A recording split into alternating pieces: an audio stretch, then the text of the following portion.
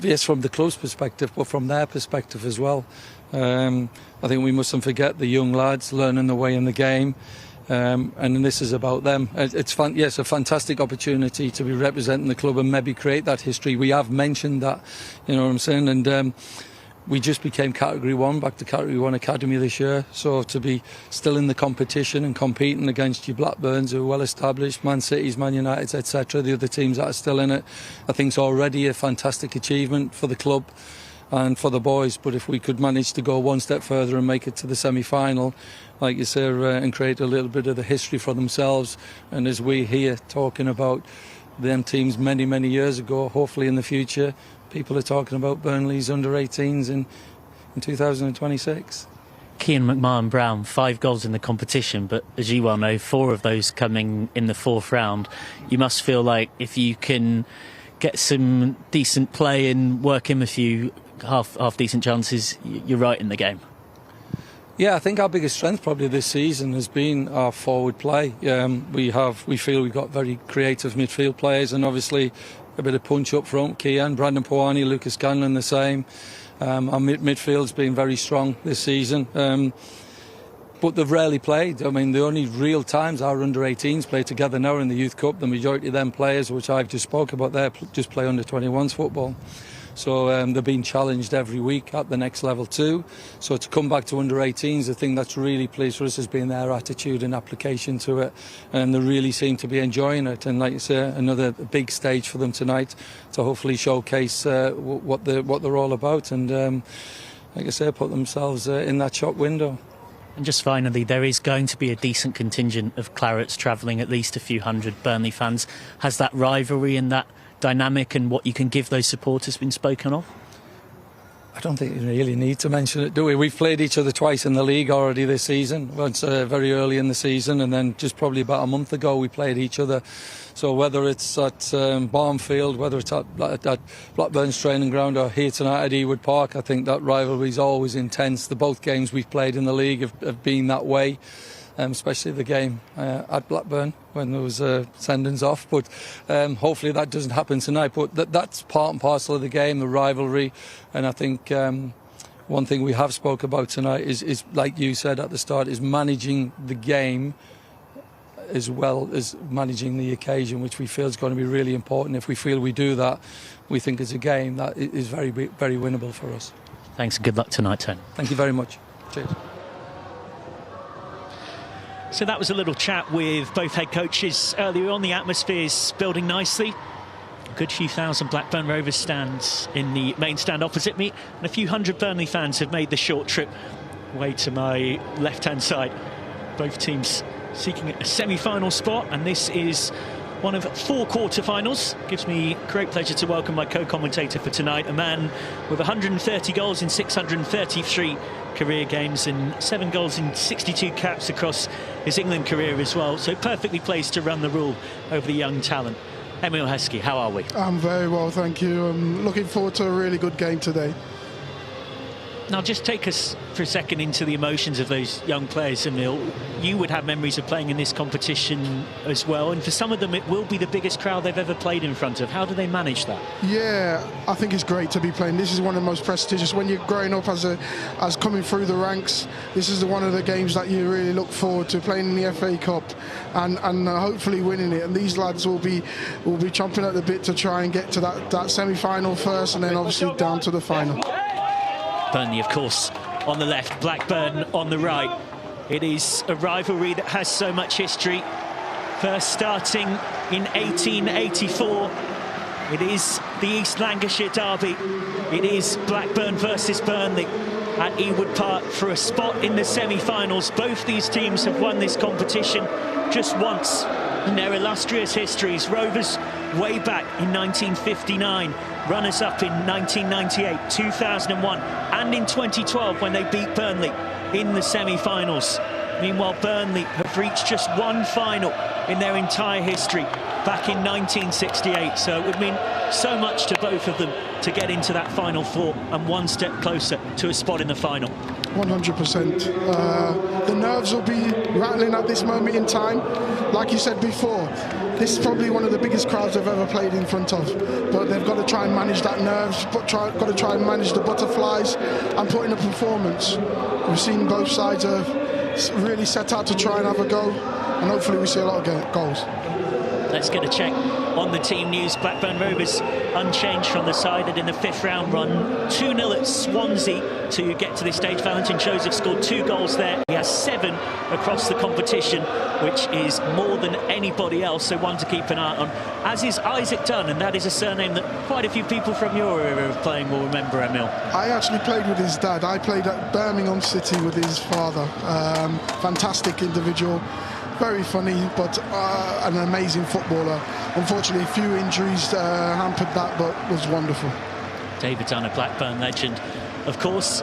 And in terms of Burnley, they are also unchanged, unsurprisingly so, from the team that got a 2-0 home win against Charlton in the 5th round to progress this far. Both sides set to be in variations of a 4-3-3 system.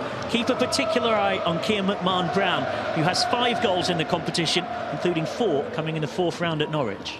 I've seen some of his movement as well. He looks a very tricky forward, and he'll be looking to try and add to that goal tally.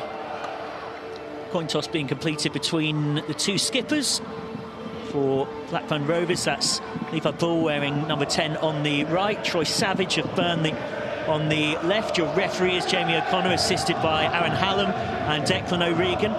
Your 4th official is Charles King, and the Burnley fans away to our left in particular are certainly getting their voices ready. They have to get behind this team, spur them on to try and... bragging rights, isn't it? It's all about bragging rights at times, and this is what all these games are about, especially at under 18s, mini derbies.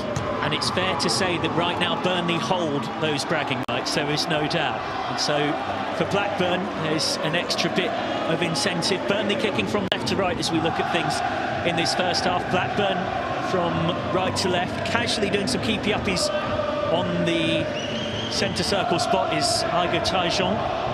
And Blackburn, as teams often do in the modern era, have loaded up with almost the entirety of their outfield players on one side for the kick-off. Kick-off mere moments away. The second of the 4 FA Youth Cup quarter-finals for the 2025-26 season off and underway. Of course, elsewhere, action already going between Aston Villa and Crystal Palace. It's Manchester United versus Sunderland on the 18th, and it's Manchester City against Everton on Friday the 30th. But for now, full focus on this East Lancashire derby, El Lan Clasico, as some like to affectionately call it, as Blackburn look to create something early on and try and get Joseph into the game. You can see there is physicality. Pace and power is a phrase that you hear used about him a lot. He's managed to get Blackburn an early set piece, and I'm told on good word, Emil, that, and this is something you can probably talk about a bit, that he will make it his game to pick out one of the 2 Burnley centre-halves and try and bully them all night. And that's one of the things you always do as a forward. You start to target players that you target their weaknesses to try and exploit your strengths against them. And I'm sure that's what he's slowly going to do in this first half. Isaac Dunn to deliver. Son of David, of course, signed a 2.5-year professional deal last month with Rovers. It's Dunn's delivery. It's not a bad one. Well, the Burnley fans jeer, but Blackburn have still got it. Little slip ball inside, and it has worked for Taijon. And it's another Blackburn corner. Fast start here from Rovers. Speaking of a fast start, I think they're interested in going short for a second, but after that, well, there's still interest from Taijon in offering the short option, but it is going to go into the box after all that. Can Blackburn create? It's another half-decent ball in. It's headed away by Stanley. And there is ball to recycle into the box once more. Burnley deal with the aerial threat well. Suddenly there's a little possibility of McMahon-Brown leading a breakout. He needs support. It's hustled out of it by Dunn. Slightly frantic start. Little touch around the corner from Taijon, who takes the contact and wins the free kick from Dylan Morrison. That's exactly what we're expecting from a derby game, aren't we? A few tackles thrown in early on until it settles down. It's going to be a very frantic game at first. Yeah, those Burnley fans behind the goal that Burnley are defending in this first half, certainly doing their best to add to that atmosphere. Always does tend to be the travelling supporters at most football grounds that really like to make their presence felt. Archie McCoy's over it with his right boot. And McCoy will in fact take the short delivery. It's McCoy. McCoy with a teasing cross towards that far post. And it is a shot on target, but it's also a pretty simple save for Connor Edwards. Burnley want to play short. Blackburn on the high press. Well known for their high pressing style, Blackburn under Paul Butler. Burnley have worked their way out of a couple of layers of that pretty nicely. They did really well. I think just the passage of play, they could have switched it. If they could have got it across to this right-hand side, they've got a free man on the wing. Yeah, the game's changed a lot. It is relatively rare now. You will see a keeper being more direct from a goal kick situation. We'll put forward too much on that for McMahon Brown and shepherded out of play. Chance for Harry Holt, 17 years old, one of 3 local lads in this Blackburn team to get his first touches of the ball. Tony Philliskirk in the Burnley dugout. Burnley looking to continue their bragging rights. They won 6-0 in the under-18s fixture not too long ago. They also had a draw in the league. The women's team won 13-0 in the Women's National League Cup in September last year, and they won 12-0 at home in October. And on the men's side of things, Blackburn haven't beaten Burnley at senior level since 2010, so it's fair to say right now when it comes to bragging rights cards in that deck, Blackburn are trying to get one back here. It's fallen kindly for Tyjon, who's unselfish, and it is just about kept in play, and that's a key intervention at the far post from Morrison. More early pressure for Burnley to try and withstand. Blackburn, the only non-Premier League team in the quarter-finals. Flick header from Ball, didn't come to anything. Tyjon knocks it back. It's a good front-footed start this from Blackburn. It is. I think they're going to get a lot of success down that right wing. I think they've got him down there a couple of times, and more bodies in the box, they might have had a chance of scoring. Last time in the game, Burnley have got a chance to press a little higher up the pitch. Healy Quinn gets it away before the challenge from McMahon Brown. Thrown one by Harvey Pates, who was on target in round 4, where Blackburn had a pretty unusual day. They were behind in just the second minute against Coventry, but they went on to win 8-1. Absolutely thrashing. Not a bad way to win in the end. Yeah, absolutely. Crossfield ball didn't quite work out, but now it's fallen for Tyjon. Big chance for Blackburn. And a big save needed from Connor Edwards, who delivers. Blackburn's early pressure almost paying off. It was a mess at the back from Burnley, in truth, and Blackburn almost made them pay. Yeah, from Tyjon into McCoy, and goalkeeper, you got to give it to the goalkeeper, smothering it, coming out very quickly and shutting down all the angles, and a good save in the end. How is it done to deliver? Has been in England youth training squads without making an appearance, Connor Edwards. The very fact that he's been in those squads reflects the esteem in which he's held. Dunn's delivery, and it's actually hit the top of the bar. Still in play. Worked back to one player left on the halfway line from the corner for Rovers, which was Pates. His cross not really cleared, and then So gets his foot on it, but Blackburn will come straight back at them.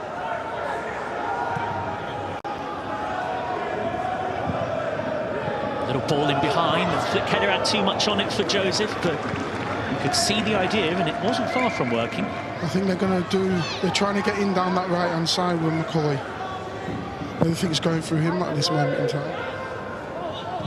Ball over the top, McMahon Brown having a right old battle with Frank Ver for it. It was Ver who won that duel. Blackburn again pressing forward. It's been a nice start from the home side, who I know there's a feeling internally in the club that they've got a really good couple of crops of youth players here. The under-17s are actually in the final of the under-17 Premier League Cup against West Ham, but due to ground unavailabilities, that will be played at Accrington Stanley rather than at Ewood Park. But quite a few of this group are from that under-17s team as well. It goes to show that you put the right structure in place, you're going to produce players. And they've been doing that for years. Obviously played against David Dunn and a few others. And that crop got to the final themselves, didn't they? Yeah, runners-up in 1998 and 2001, and it was definitely no coincidence that also helped the first team at that time be a consistent Premier League club, and indeed a couple of points break into the European spots. They only go more direct from Edwards. Now So has it in midfield. Haven't really seen much of Burnley on the ball so far. It's a hurried pass from Savage, but it's fallen for McMahon-Brown. No foul given. It was a bit of a hot potato in midfield. Nothing much that Joseph can do with that. It's hammered towards him. Reminder that you can see all 4 of the FA Youth Cup quarter-finals live on the FA Cup YouTube page. Be sure to subscribe to not miss the game. Emil and I have got our Northern English football tour this week. We'll be at Manchester City versus Everton at the Joy Stadium, the Manchester City Academy ground on Friday for that one. And then it's Manchester United versus Aston Villa as the final of the 4 quarter-finals.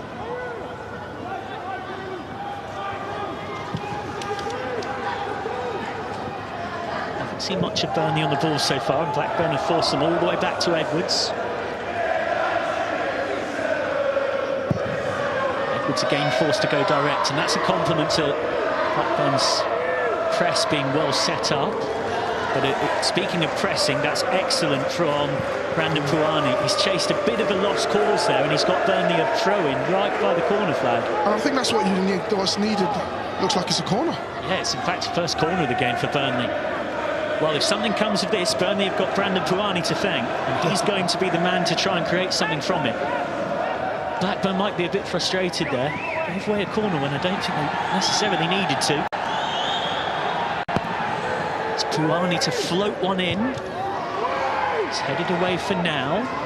Game of head tennis goes in Blackburn's favour. Hooked back in towards McMahon-Brown. Chance for Rovers on the break. Great sliding challenge from Savage, and then there was a little moment where he thrust both his arms in the air just to gee his teammates up. Just reminded me of a teammate of mine with the same surname. Really loved the tackle. Savage at Northern Ireland Youth International. Of course, a Savage you're referring to also wore a Blackburn jersey once upon a time. Yes. That drifts out. Burnley just trying to get a bit of a foothold in this game after a slightly slow start.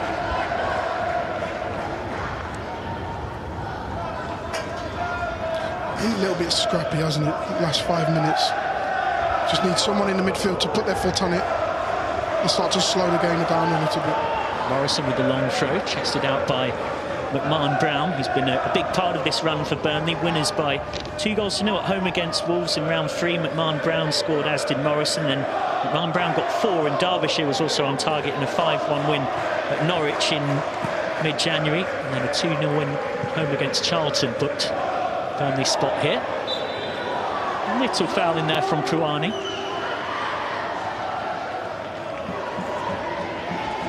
One thing to watch with this Blackburn midfield that's very unusual is Frank Fair, Isaac Dunn and Levi Ball are all left-footed, and they're all known for being quite cultured, passing left-footed midfield players, which is quite unusual. It's not very often that you see a team with an imbalance in that direction when it comes to players' preferred foot. Nicely worked up that channel by Rovers. What is there at the end of it? Chance to cross. Ball in wasn't quite right, and that gave a chance for Michael Stanley to get there at the near post. Headed away by So. More Blackburn pressure though. Crossfield pass from Kelly Quinn. Kelly Quinn, I beg your pardon. Back with the Candia.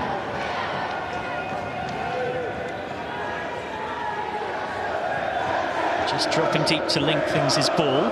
Captain, and I know that his head coach Paul Butler thinks that he's the most likely out of any of this Blackburn Rovers team to play first team senior football because of his attitude. That's why he's got the armband. McCoy rolls it back. Plenty of time to get a good ball in, and it is a good ball in that was just begging for a final touch, and Tajon couldn't quite provide it. They're loving this switch from left to right, so the right wingers, McCoy, he's able to get on the ball, run at the defence, and then it was swung into the box, and Tajon was just missed it. Just a yard or so behind. Promising patterns of play though for Blackburn. They'll be the more encouraged by this first quarter of an hour. Little flick on ball. Just a small foul in there provides Burnley a bit of relief.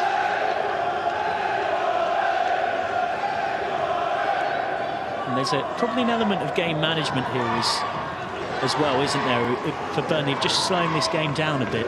You have to manage the game a little bit, especially when there's times where you're not on the ball, where it's looking a little bit, the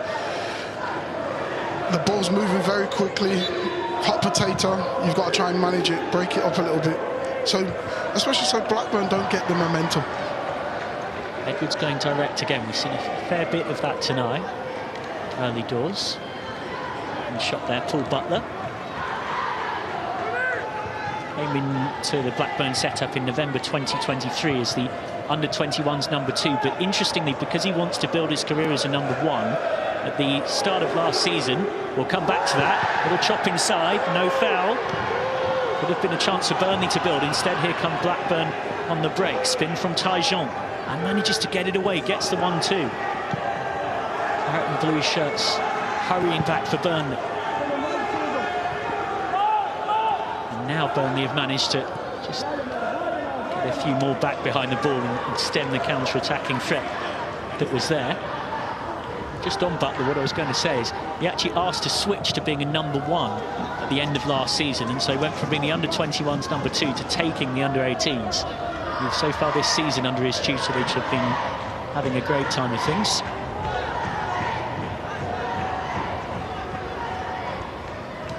Keely Quinn. Ellie Quinn down the line for Pates. He thought of crossing for a second. Covering defence came in just in time. Joseph has it taken off him, and so tries to lead the breakout. It's overhit and wasteful. I don't think he was trying to score from inside his own half. I think it was just a case of wanting to get it clear, and that can be the problem when you're in a defensive mindset, as Burnley have been early on in this game. You then waste the ball when you have it. Well, he didn't really have much on. Martin Brown was the only one forward, and then it was very tricky to try and find him. But the only thing he possibly could do was try and buy a foul or try and run with it himself. Great ball inside from Tajon. Is there something here for the home side there? And then that's sliced wide by Tajon, to the delight of the Burnley fans behind that goal. Well, even the best miss sometimes, and Igor Tajon at this level certainly is one of those. He's definitely a name to keep an eye on. I know on very good authority that Arsenal are extremely interested in him, to say the least. He's played a few first-team games, hasn't he? Yeah, he made his first start this season in the League Cup against Bradford, and he actually made his first-team debut way back in September 2024 against Bristol City as a sub. He also played against Sunderland last season. He's the only one in this Blackburn Rovers side that's made their first-team debut. You can see there is somewhat exasperated and maybe frustrated Tony Phillips-Kirk, and that probably reflects the balance of play early on in this game. Yeah, they've had the lion's share. Don't seem to be troubled too much, but they need to create a little bit more. Headed up and not away. Blackburn have got a chance here. It's Tajon, and it's a really decent stop by Edwards, who for the second time in this game has to be at his brilliant best to keep it at 0-0. I think it was a great save from the lad. Joseph doing what all good forwards should do, holding it up, setting up the play, and Tajon with a good strike in the end. Low to his left. Never fun for keepers, those low ones in the corner. Blackburn have a chance to put more pressure on the long throw though. Draw that to double bluff, and it's short. Tajon didn't have a lot on. He's got in a really good ball there, and if anyone was gambling on the edge of that 6-yard box for Blackburn, it's probably 1-0. That's a forward's dream, that ball. Put in that danger area where the goalkeepers don't want to come and defenders don't want to defend. You've got to be able to put yourself in there as a forward. All of the hard work when it comes to the keepers so far being done by Edwards. So with the header. Flick on. Awkward moment for Stanley, but it did find Puani. Hasn't got a lot on and does manage to at least win a throw-in. I think Burnley just have to stay in this game after nearly 20 minutes. They haven't really had a shot on target or haven't really attacked this at the moment. Long throw from Wilcock. Plenty of time for Edwards to reset.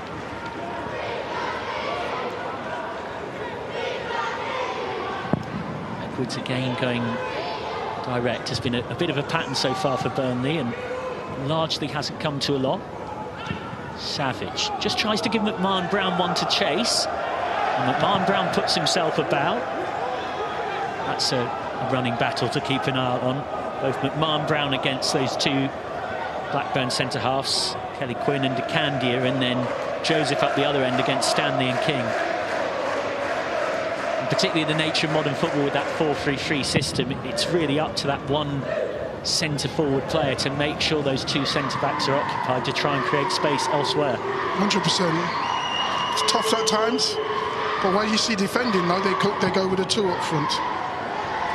But when you're attacking, you've got to try and occupy both the centre-backs. But I still think Scanlon can come a bit wider and higher. He's wanting to come to the ball, but he's compressing everything, where you can get in behind them. Blackburn trying to play through that midfield area. There was caught out. McMahon Brown. That's good link play for So. He might fancy this. He does fancy this. And just slices it wide. On his first sight of goal in a little while, albeit would have been quite something to score from there by Fabio So. He saw the bright lights, didn't he? But no, it's good to have to take a chance every now and again. They haven't had a shot, and they should coming into the game a little bit more now. Stabbed on by King. Like a lot of this game, it's been a fight for possession and control. It's been just as physical as you'd expect a derby to be. Here come Blackburn. Well, there's some appeals for a penalty for a foul on Archie McCoy. Speaking of someone who's strictly neutral when it comes to the East Lancashire divide in this commentary box, I think it would have been on the soft end of penalties, shall we say? Yeah, I think, definitely on the soft end. But I do think this is where Blackburn are going to get joy with McCoy down that right-hand side. Yeah, they've offered a threat, Blackburn, but as you say, it's particularly working down that right channel.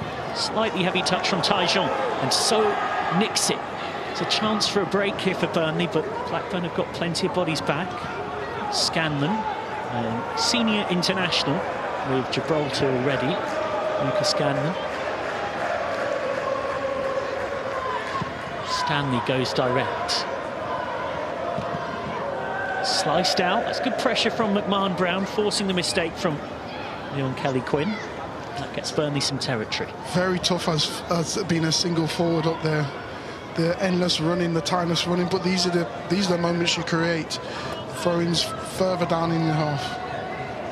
Now Burnley have got to try and make something of their forwards' hustle and bustle in terms of putting himself about. McMahon Brown, he's been on the first-team bench a few times this season. Burnley, of course, fighting to try and escape and stay up in the Premier League, having often yo-yo between those two in recent times. Of course, Burnley fans will fondly remember winning the championship on this ground in 2023, one of quite a few painful memories for Blackburn fans in the recent rivalry. Going a little bit further back, Burnley didn't actually beat Blackburn from 1987 to 2014, so has swung in both directions, but then senior level that is. Just a second corner of the game for Burnley. Having shape to go short, sees the two Blackburn markers and thinks better of it. Now swung into the box. It wasn't really near a Burnley head, it was comfortably headed away by Tyjon.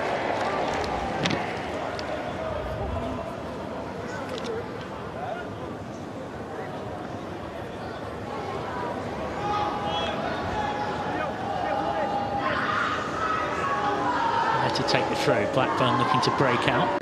Burnley looking for once in this game to try and pin Blackburn back on the high press.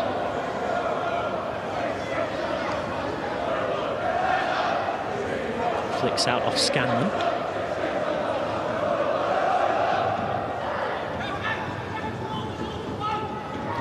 Pensive Paul Butler watching on the touchline. He's got quite the footballing CV. He worked with Roy Hodgson at Fulham. He's also been at Leeds, Barnet, Derby, Doncaster, Oldham, and also Den Haag in the Netherlands as part of either the youth or senior coaching team.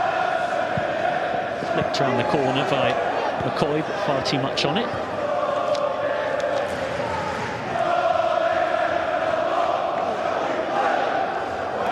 You can see Edwards just calling for a bit of calm, but again, Blackburn's so well set on that high press, it's forced Burnley to go long, and they've gone longer in this contest, Burnley. They've rarely won the ball back, and they've lost it there through So, but he was fouled, in fairness, by Levi Ball. Not taking any risks playing out from the back, they're just going straight, direct into the forward, McMahon Brown.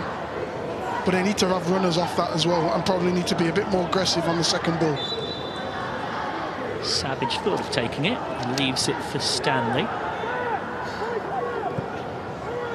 Morrison looking for McMahon Brown.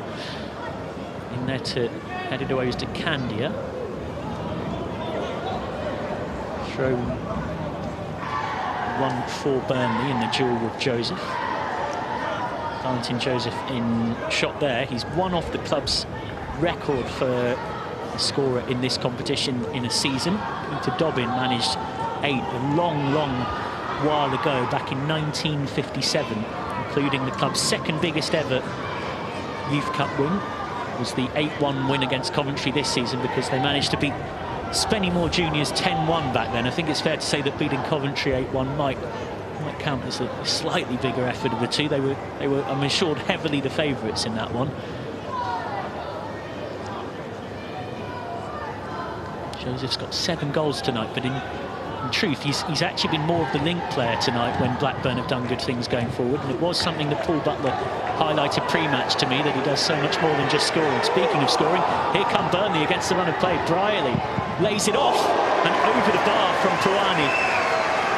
A very good sight of goal for Burnley, easily their best so far, but Brandon Puani can't work Harry Holt in the Blackburn net. And I think this is what Blackburn have to be careful with.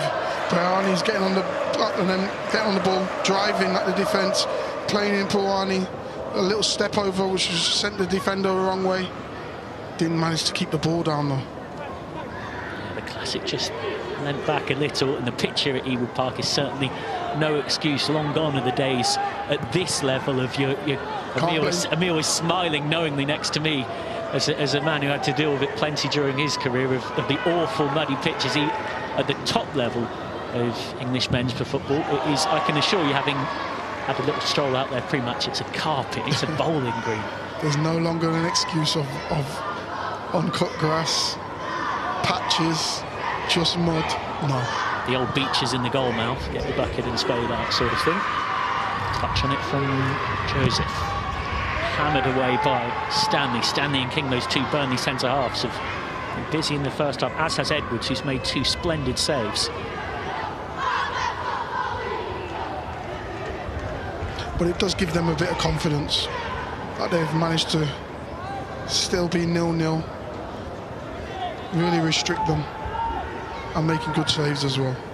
That's the other psychological thing, isn't it? Of course, the longer it stays 0-0, the longer there'll be a sense of frustration, particularly as well as the home team on familiar ground for Blackburn, that having had the better of things, they're not in front, stabbed ball in behind. This will need a bit of dealing with. Joseph is in hot pursuit, trying to put himself about. A bit of miscommunication for Blackburn there. As well that ends well for Rovers, doesn't particularly cost them. Now Joseph can chase this one, and he will get there first ahead of Stan.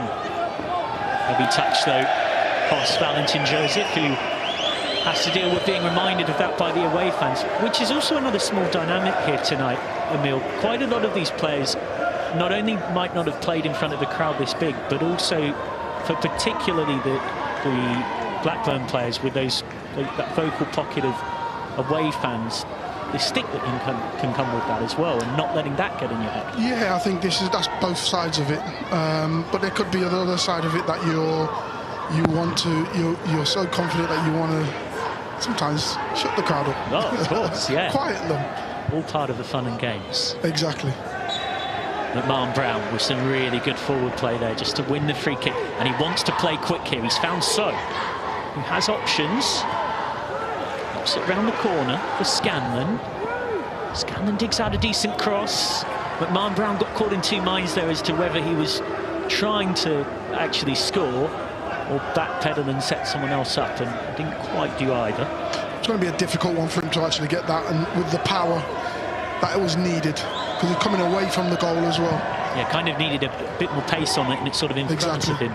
Try and guide it goalwards. McMahon Brown turning and spinning. In there to clean up is DeCandia. Foot on it from Stanley, who's been authoritative as the stopper of the two centre-halves between he and King, coming out and meeting the danger. And King is now trying to close down Tyjon. Foot on it from King. Across the half-hour mark, still goalless here in the East Lancashire derby. And this the 74th edition of the FA Youth Cup. Blackburn chasing their first semi-final spot since they beat Burnley in the Final Four in 2012. Went on to lose in the final to a very strong Chelsea team. Flick header, inadvertently from a Burnley defender, almost created a chance, and then Pates can cross and overhits it.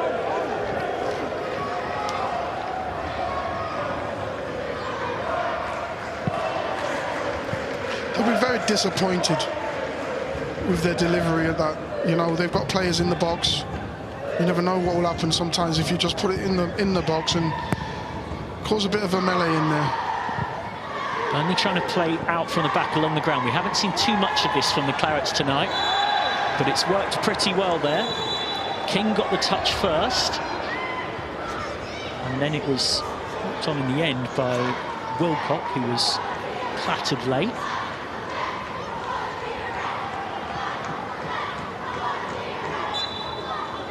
It's an interesting battle on that left-hand side.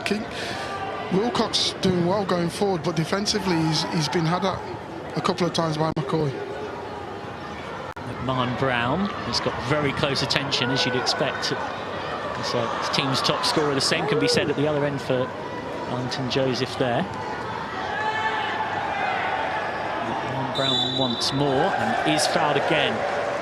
That has been a bright spark for Burnley tonight, and they have got service into Cian McMahon Brown. With limited support around him, he's been able to win quite a lot of free kicks and relieve the pressure on the visitors. Definitely, and I think one thing he can't do is get frustrated, because he's done a really, really good job.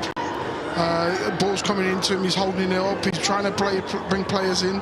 He's got to have runners off him though. Brierly's got to be the one that gets close to him as well. Cross. It could be Wilcock, it could be Puani. Looks to be Wilcock leaving it for Puani. It's a training ground move round the corner. It's a brilliant training ground move, and it gets Burnley a corner, and it could have got them so much more. That was an interesting one.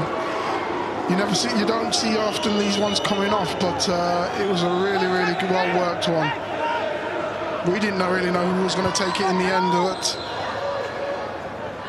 Burnley goes short from the resulting corner. Wilcock again just trying to work it down that channel. Finds Brierly, who's been on the first team bench this season. Now Puani, that's a decent cross, and there's two players in there fighting for it, and Fabio So scores for Burnley. Someone against the run of play in this FA Youth Cup quarter-final, but it won't count. To the delight of the Blackburn fans, it is ruled out.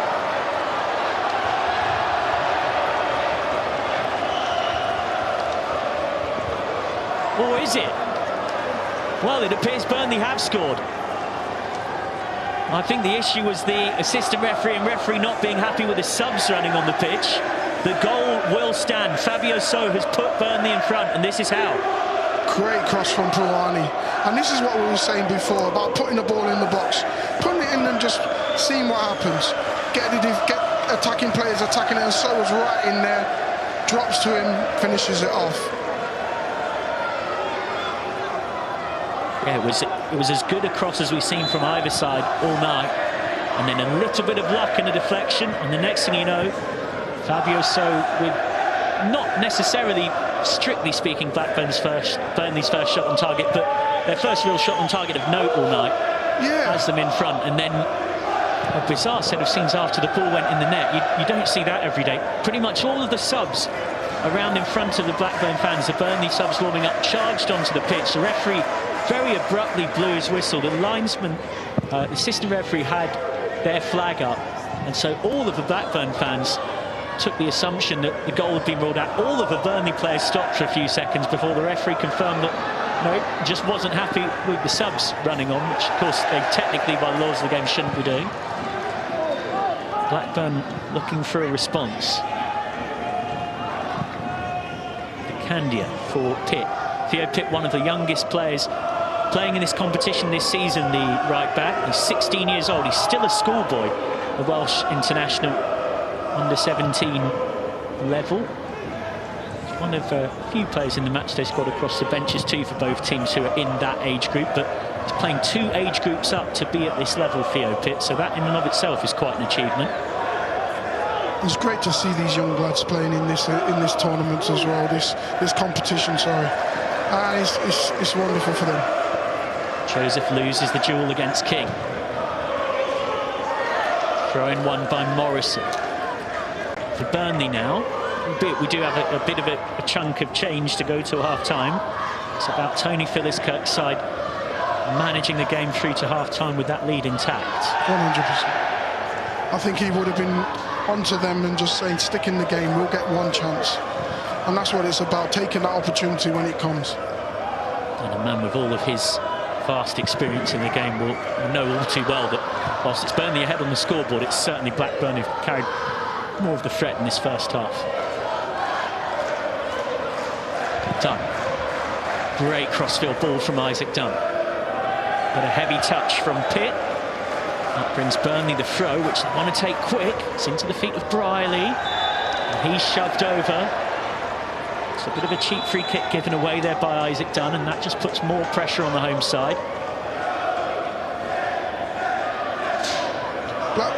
Burnley will be happy with this. Slow the game down.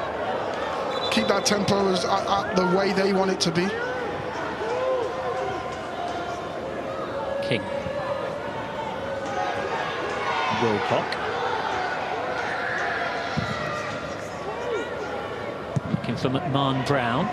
That's been a real theme of tonight. Looking for those balls peeling off the 2 centre-halves in the channel between the centre-back and the full-back for Kean McMahon Brown. It's been a regular feature of Burnley trying to go forward. And he'll have to keep doing it. They'll have to keep doing it for 90-plus minutes because they'll need that. They'll need them runs. Long throw from Pitt. Headed back into a dangerous area by Wilcock. Joseph's in there battling for it and has got it away. It's Igor Taijon. Just wanted to touch too much time there, and so the goal scorer with a crucial intervention. McMahon Brown harrying here, but has managed to get that up the line. Keely Quinn. And now the cross is too close to Edwards. You can take a moment for the game to breathe. Well, Blackburn have done it the hard way a couple of times in this competition before. They needed a 96th minute winner from man who's on the substitutes bench tonight, but could be useful later on in Higgins to win 2-1 at home against Southampton. They were in a bit of trouble in that one. They were behind in the second minute against Coventry in round 4 and won 8-1. And won 2-0 at Swansea in round 2. Harvey Higgins, I mentioned they got that winner against Southampton. He could be useful later on. They are a team that are known as being very free-scoring, and both in terms of not just their team, but their bench are an abundance of riches in attack. So Blackburn have certainly got the resources to get back into this. First booking of the game for Joseph Wilcock. Can Blackburn get a decent delivery in?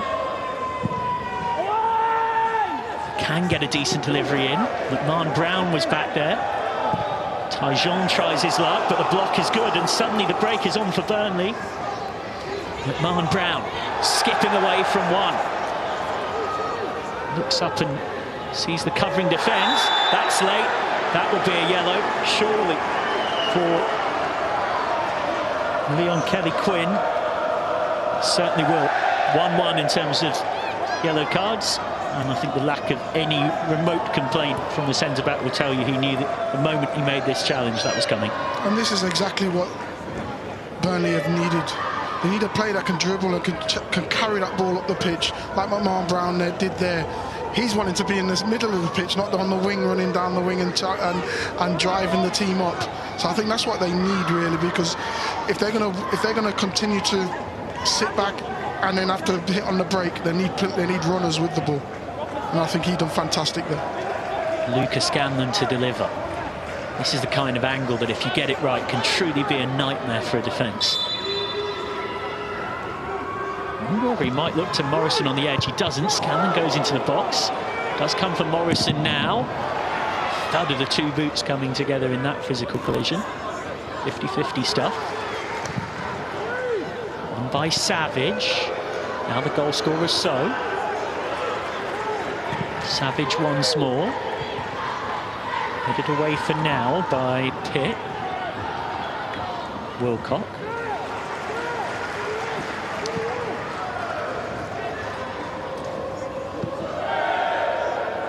Burnley fans starting with the Olays. The 41st minute with the literally most slender of leads by a goal does feel on the slightly optimistic end. Blackburn will hope and feel they've got plenty of time to work their way back into this. So, we've got the first. They're starting to enjoy themselves, aren't they, Burnley? Right. Trying to get on the ball, trying to move it, keeping it. You can definitely see that goal's given them confidence. A confidence with the ball at their feet they didn't have before it happened. I'd love to see the possession stats before and after. King. Stepping in. Morrison. That's a nice angle on the pass for So, whose first time ball in. Driven across the face of goal. Well, Pirani couldn't quite get there, but again, it's more promising stuff from Burnley. It's a fantastic ball, that from So. I think he's done brilliant this first half. Driving down that wing, making a run from into out, crossing the ball. Again, forwards have got to go and attack it. If you're on the far side of the pitch as a far winger, you've got to make that far post. One for McMahon Brown to chase. It was headed into an area that Scanlon was arriving in. And again, it's another of the frantic physical passage of play that have characterised this first half. McMahon Brown on the spin. And still, Puani. Back for Savage. Patient from Burnley. You've worked the opening nicely here. Shot from Briley's blocked. Blackburn just can't get out. Joseph. Well, Blackburn's striker there playing central defensive midfielder, trying to get Rovers out of trouble, but this man can help them do that. Tyjon did get the pass away. Joseph. Thought of crossing. Won by Ball. First real spell of possession in the Burnley half we've seen Rovers have for a little while. Tyjon.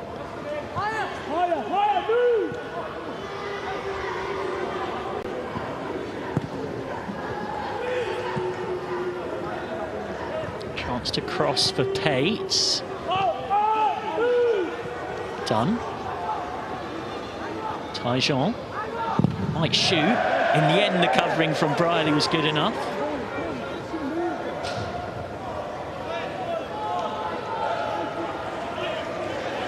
Just a couple of minutes or so to go to half-time. And we've had a ball in play time will be very high. We haven't really had many stoppages of note, so it's probably only a minute or two getting added on, in truth.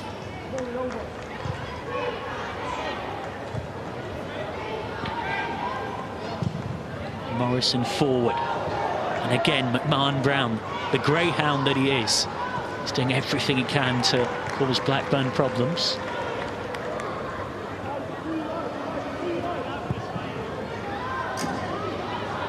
Kelly Quinn. Slips it inside. What's a nice idea, and thanks to a flailing boot from Morrison, Blackburn will get the chance to keep building.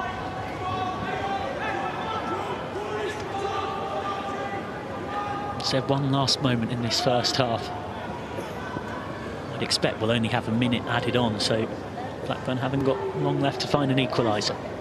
Joseph won't get there for the header. Stanley wins it. Riley finds So. Morrison with a neat turn, and the away fans enjoy that. It was right in front of them after all as well. All the way back to Hull.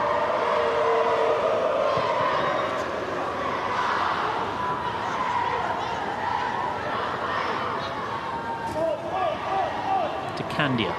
It's done, in fact, dropping between the two centre-backs to link the play. He is the one, bit of a natural number 6 of the 3 in midfield who will tend to drop the deepest for Blackburn. I think Burnley have done a fantastic job of frustrating Blackburn. Oh, here we go. Mistake though. Suddenly Joseph is in from Dunn's through ball and has options. One of them's Tyjon inside. Crucial foot on it just to slow things down.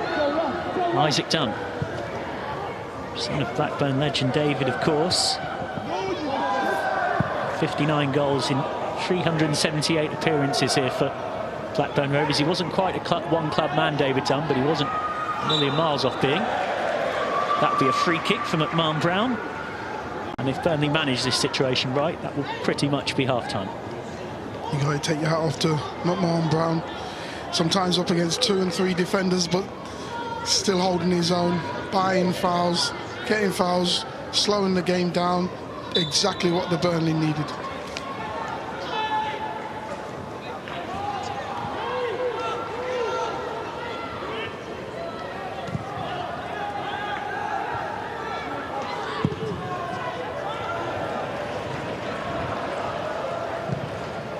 Wilcox cross, looking for McMahon Brown. It almost came to him, and they're fighting for it was Scanlon.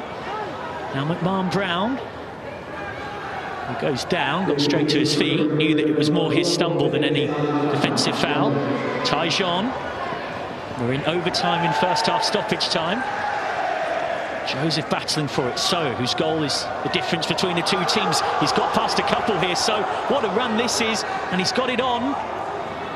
Slightly heavy touch from Briley, and then crashed from distance by Savage, but well over.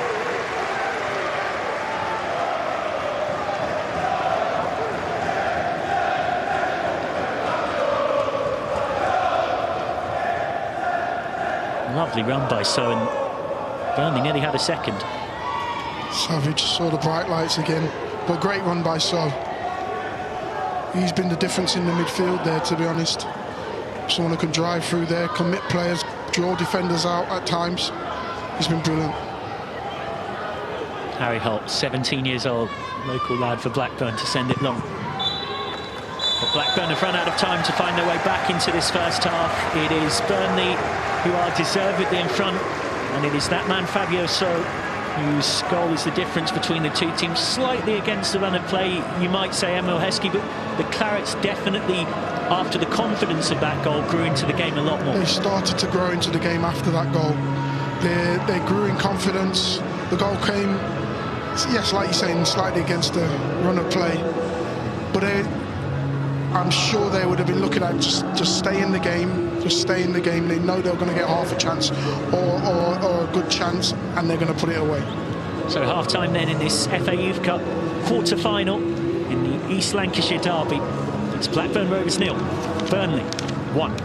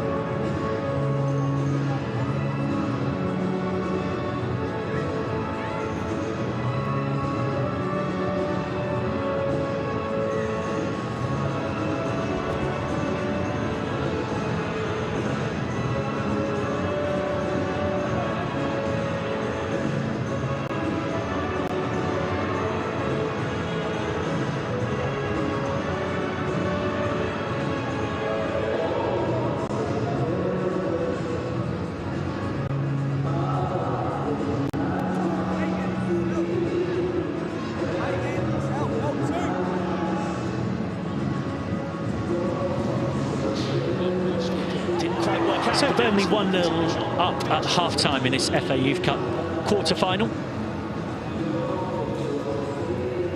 And a couple of big saves were needed early on by the Burnley keeper, Connor Edwards, to keep his clean sheets.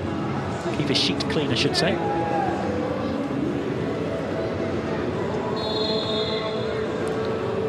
And another good chance for Blackburn came there when Agatajon, his low shot saved by Edwards away to his left-hand side. Good link play from Valentin Joseph. Blackburn would ultimately be made to pay for not scoring whilst they had command of the game, which they definitely did in the early part of it.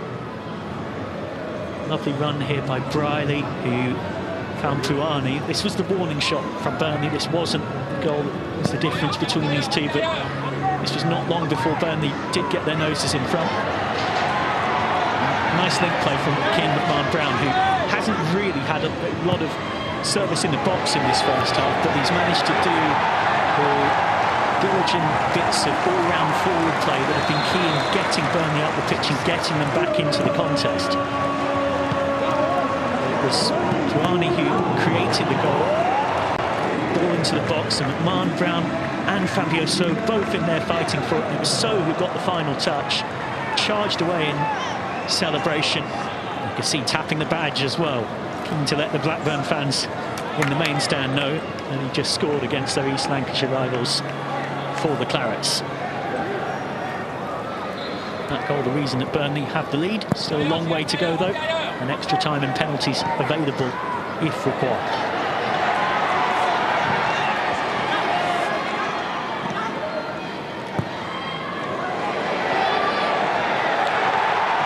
So Fabio So striking to give Burnley the half-time lead. And this is the second of the 4 FA Youth Cup quarter-finals. We'll be back with the second half shortly.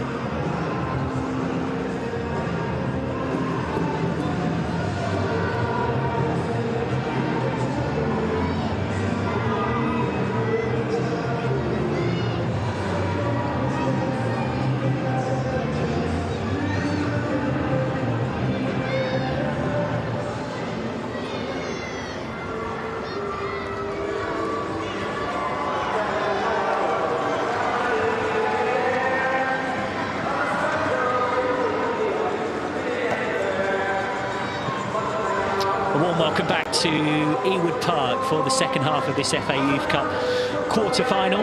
It is getting increasingly chilly here in East Lancashire, but the action on the pitch and in the stands is certainly hotting up. There's plenty of Burnley fans away to my left who hope that Fabio So's goal might propel them into a semi-final, and the Clarets are attacking towards them in this second half.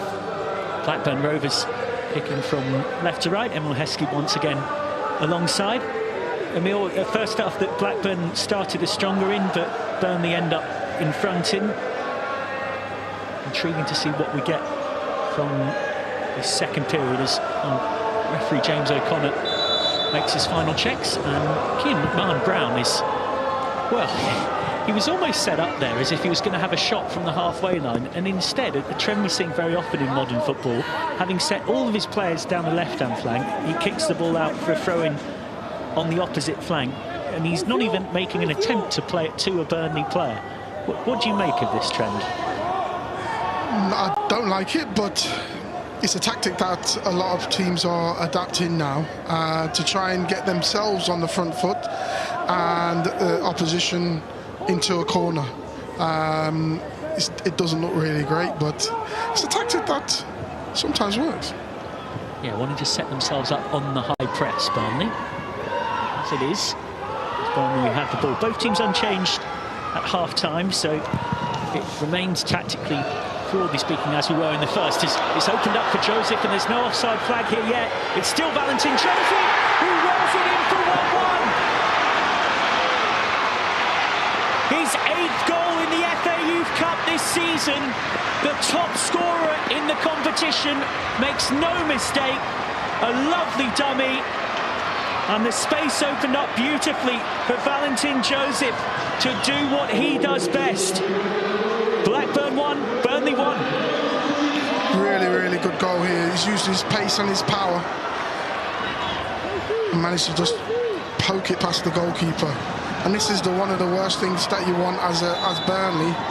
The first 5 minutes, you know Blackburn are going to come at you. And it's great from Blackburn to really go aggressively at them to get that goal. And here we go again. It's a presence of mind from Levi Ball as well, who may or may not have been in an offside position, but he made a real point of just stepping away from the ball, if you'll pardon the inadvertent pun. And he won't obviously get credited with the assist for the goal, but there was no doubt that he played his part in creating it, the Blackburn captain. Clever bit of play. Knowing being aware of what's around you and what could come from actually not touching the ball. They knew that Joseph would be gambling, making that run in behind, and now it's Burnley who've got to find the answers. Series of strong challenges right in front of those Rovers fans, and that will be a yellow card. 3rd of the game, Burnley's 2nd.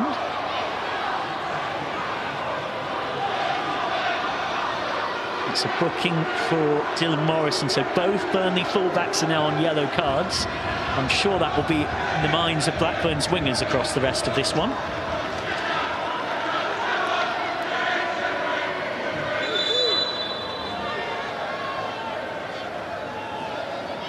But that was the first challenge, which was a good one from Isaac Dunn.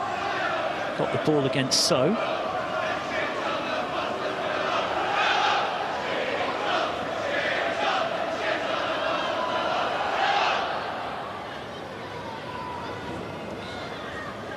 Really good play from So here. Good interception. And then just untimely. But I think Paul Butler would have been sending his team out, the kids out, and really getting them to go at Burnley. Putting pressure on them to see if they can buckle. Got the reaction he wanted. No doubt about that at the start of this second half. Could be the left-footed out-swinging option here we've done.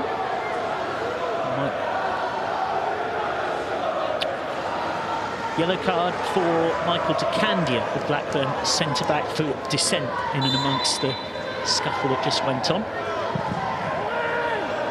Early free kick into a really dangerous area. It drops towards Joseph. Blackburn corner. And now it's the home voices you can hear loudest. It's an interesting one. In the first half, what were we calling for? Putting the ball in the box. And this is what we're getting now, and it's causing all sorts of havoc. Atmosphere is really starting to fizz, crackle and pop here at Ewood Park. Blackburn have gone short. They've slightly caught Burnley unawares here. That's the edge of the box. A moment to forget for Pitt.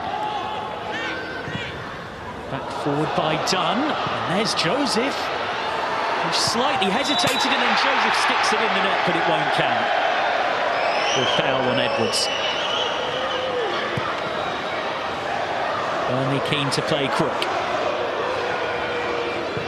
Morrison. It's come nicely for Briley. Looking for So. Sliced by Kelly Quinn. Plenty of twists and turns left in this one, you sense.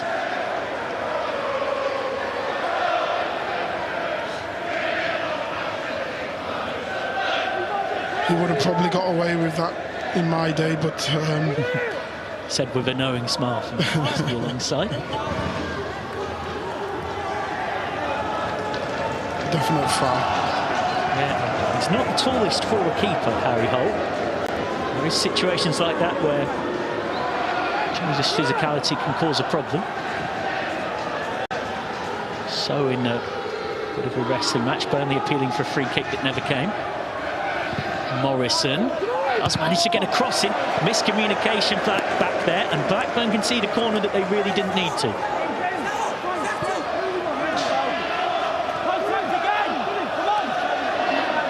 Well, if this goes in, they'll really rue that.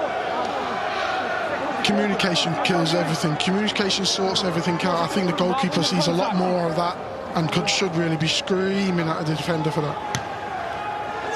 First corner of the second half for Burnley, trying to get their lead back. Joseph gets his head on it.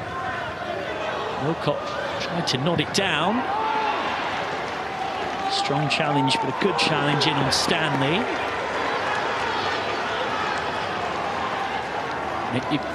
You'll see it on your screens, but it really is worth re-emphasising. This has been a physical battle. It has. It's living up to a derby, isn't it? No love lost in these games. Not too far apart from these two, of course. Just a few miles down the road. Ball over the top for McMahon. Brown to chase. Only get themselves the throw.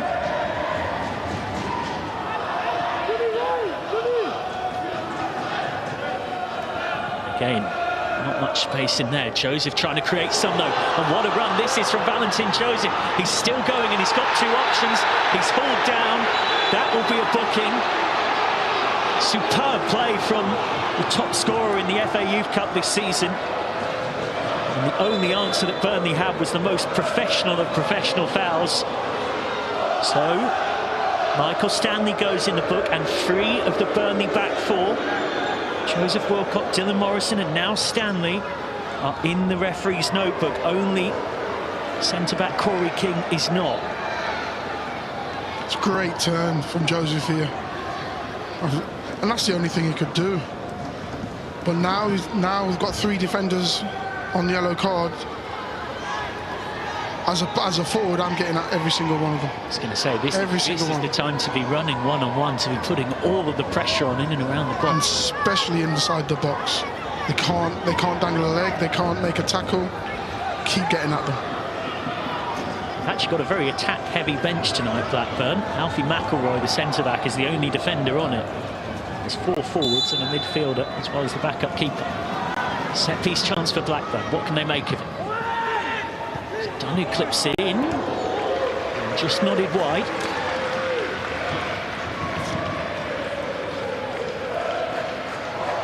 It's Kelly Quinn who rose highest.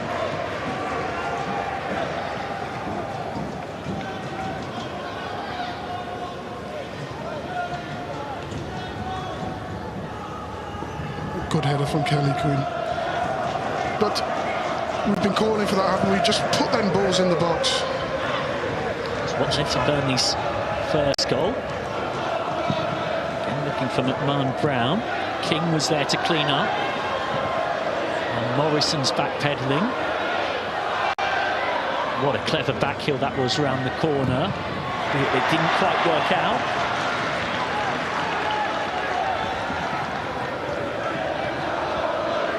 Morrison to take the throw. Blackburn trying to hem them in. We do have a result from elsewhere. Crystal Palace have scored late twice to win 3-2 against Aston Villa.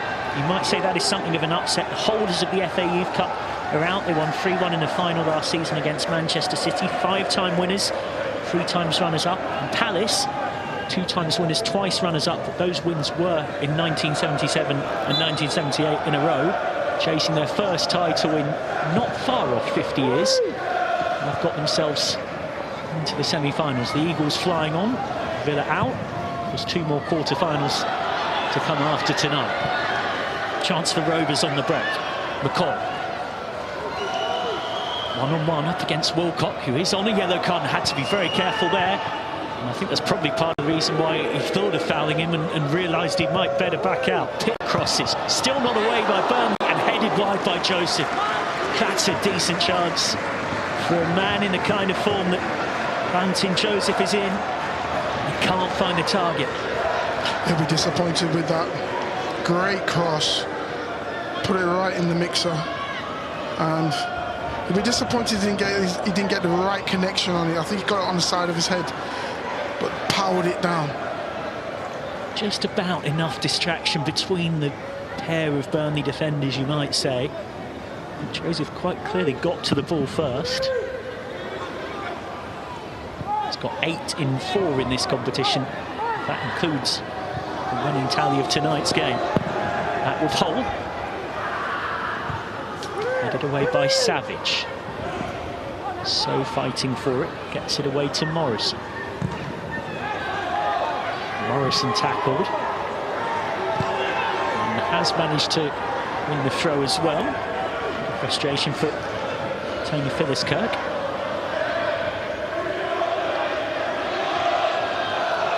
Blackburn have got themselves another throw as they work their way up the line.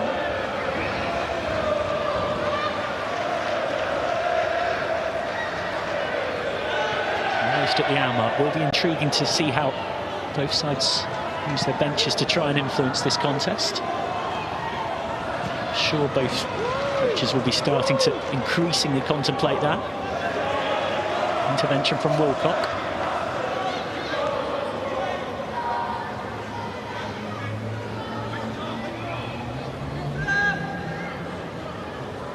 Pitt takes his time. He's trying to turn and spin there. Kelly Quinn sends it forward. Throw-in one by Puani.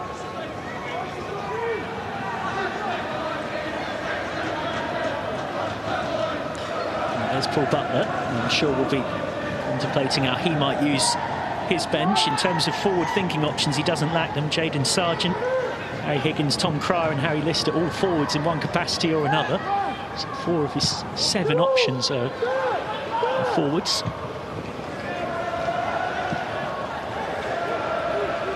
Arne Brown with an important touch. Bryan.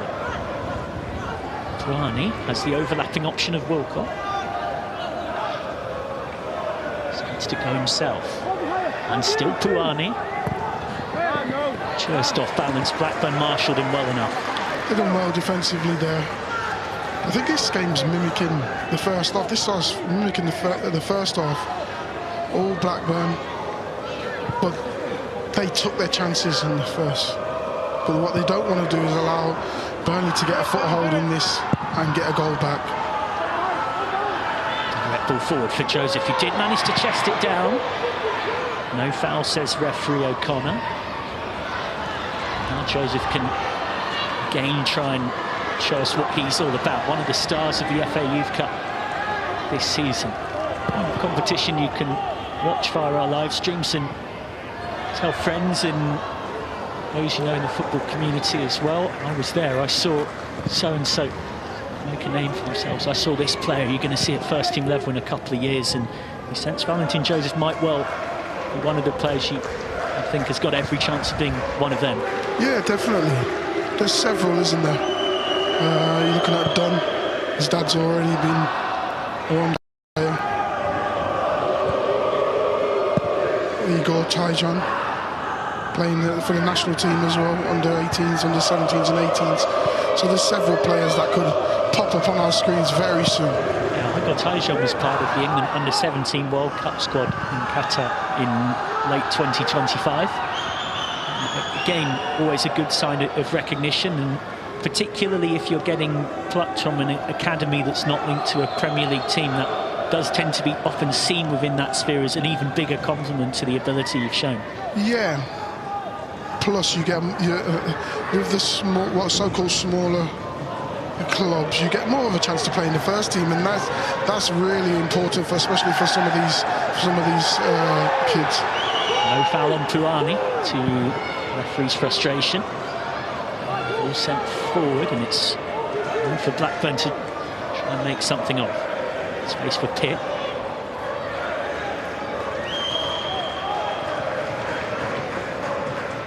Done. Also on that note, these two teams at men's senior level in slightly different places, and one thing I know speaking to a few people in and around the youth setup at Burnley is there is that element where it's even harder to get in that Burnley first team because of fighting for survival in the Premier League. That's always going to be the case. Managers tend not to put kids on when they're fighting for survival, especially in the Premier League. And of course, competitions like this are a great chance for these youngsters to stand up and be counted on a derby night with thousands here. Kelly Quinn. And when you look at some of the previous winners as well, bringing some prestigious names. Yeah, there's a few names you've probably heard of: George Best, John Barnes, Bobby Charlton, David Beckham, Terry Venables, Graham Souness, Michael Owen, Wayne Rooney, Gareth Bale, all winners or runners-up in this FA Youth Cup once upon a time. And I reckon you might have heard of one or two of them. They weren't bad, were they? They were all right. They were right. Of course, there's a few associated with Manchester United, and there will be at Old Trafford on the 18th for Red Devils' quarter-final as they host Sunderland. United 11-time winners, 4 times runners-up, last in 2022. The Black Cats last winners in 1967, but have won it twice. It's the final of the 4 quarters.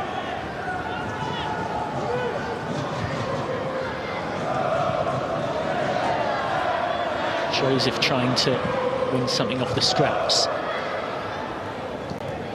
I'm just in a bit of a holding period here where neither side is really establishing a sense of dominance. And again, the physicality is there. Charlie Adam watching on. Frank Sinclair. Absolutely, 2 legends of previous era makes them sound old. It's not meant as any disrespect. Well, I played with Frank at Leicester, so. Charlie Adam, of course, of Blackpool and Liverpool amongst others, and someone who in his day had a little set-piece delivery on him.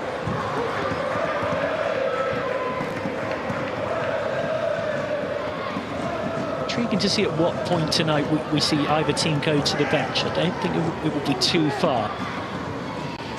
And it also comes down to both managers' risk appetite to go and try and win the game in the 90 minutes before extra time. Riley gets there first to head it on. Puani has managed to get there first as well. It's tricky one-on-one, and he's showing it again, Puani. That's not a bad cross. De Candia was there. Riley fighting for it. Puani got there first initially.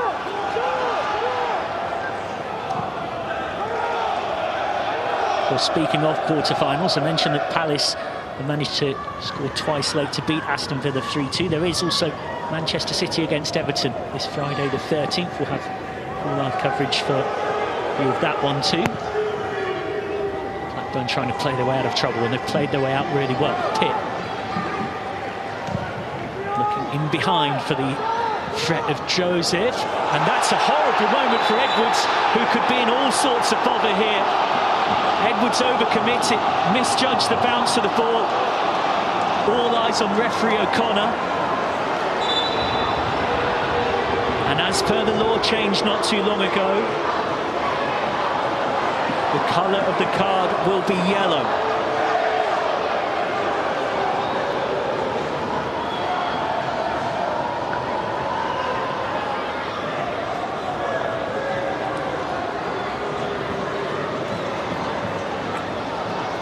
And it's safe to say that he can thank his lucky stars for that law change, Connor Edwards. I think he just lost his bearings, misjudged the bounce and lost his bearings. It was a great run from Joseph to get in there for first, to be honest, and then he just lost his bearings, didn't realise how far outside the box, or if he was actually outside the box. Oh, he definitely got a bit of fortune, because only a few years ago that's a red card. As it is, as the rain starts to pour down on this famous old ground, Blackburn have this. It's the first real direct shooting chance we've seen from a free kick all night.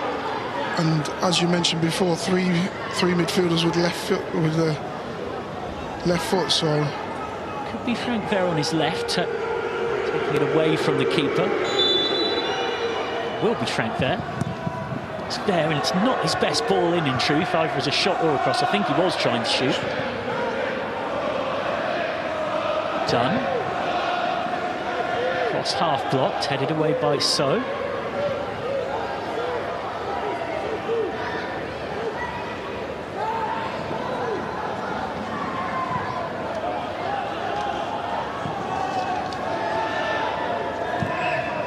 It was mentioned pre-match from the head coach Tony Philliskirk that one of the two league games between the sides this season had multiple red cards.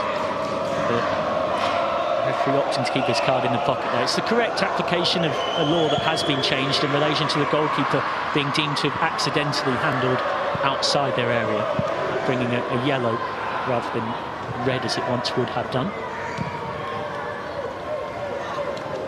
Flicked around the corner by McCoy and then thumped into the stands.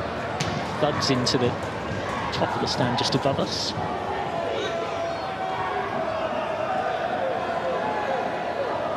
Yeah, you might notice the costume change there from Paul Butler.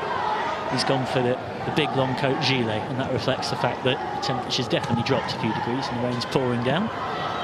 Joseph again trying to make some mischief.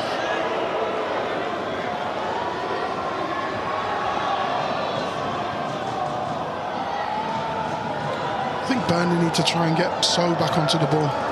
He was making some fantastic runs in behind the defence. They just need to get him on the ball a little bit more. Marlon Brown, who hasn't seen a lot of the ball in this second half, does manage to get it away. Crossed by Wilcott wasn't quite right. Touched on by Ver. Ends up with Stanley. Yeah, the game's had a frantic nature about it pretty much throughout, but particularly so in the last 10 minutes. Marlon Brown has managed to get the pass away. Ball in headed clear by Ball. Savage tidies up.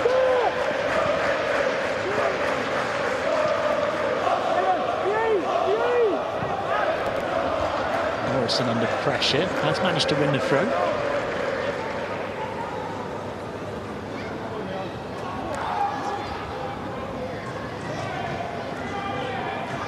Game's there for anyone to go and win it, really. Set up perfectly as a night of drama. Just over 20 minutes to go. Great crowd in. Semi-final place on the line, and 1-1. It's great. Just needs one person to take the initiative, dribble with the ball, create havoc. You never know what will happen in the end. I think if I'm Blackburn, I'm particularly trying to get some service into that front line and a chance to run at the Burnley back line with 3 of the 4 Burnley defenders, everyone except for King, on a yellow card. I think first off, McCoy had a lot of joy on this right-hand side, and he hasn't really done it this second half. But I'll put forward towards Puani, who lost out against Pitt.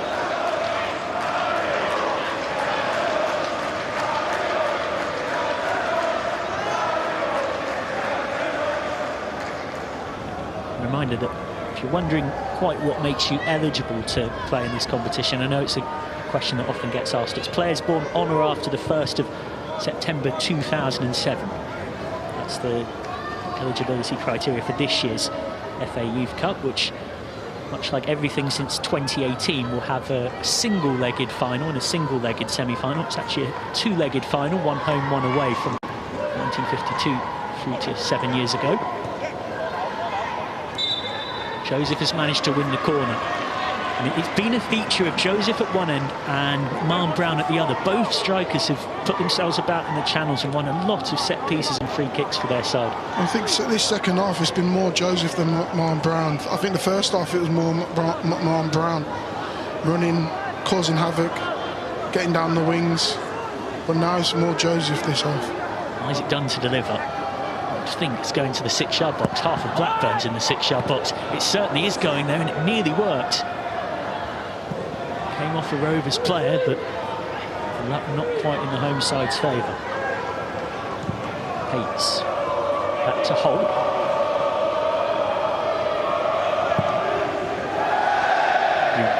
Gave it away, and in fact it's come through to ball. Bit of luck for the home team there. Joseph in there with a foul on King.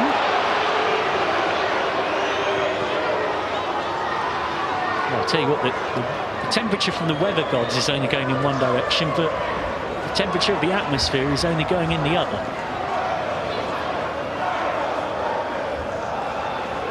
Maybe they thought that wasn't a foul. Could have gone either way.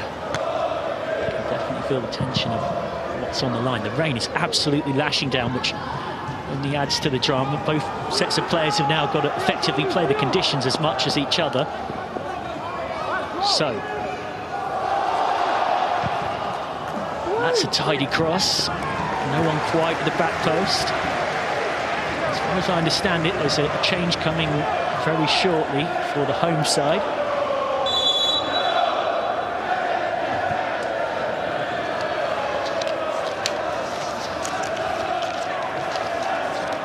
That change will in fact be made now.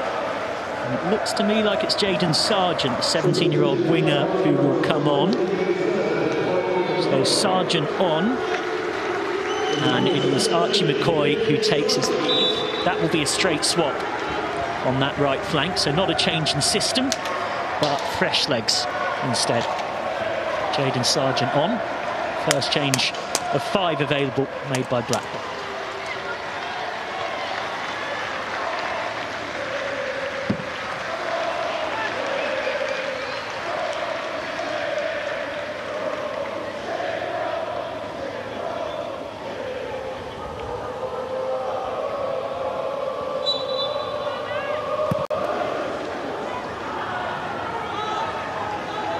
It is very much the modern way that when one team finally makes that first sub, the other one almost inevitably tends to do within the next 2 or 3 minutes. So keep an eye out on that dugout for what Burnley might respond with. Brierley gets it away, but Marlon Brown just hustled away from being in a shooting position.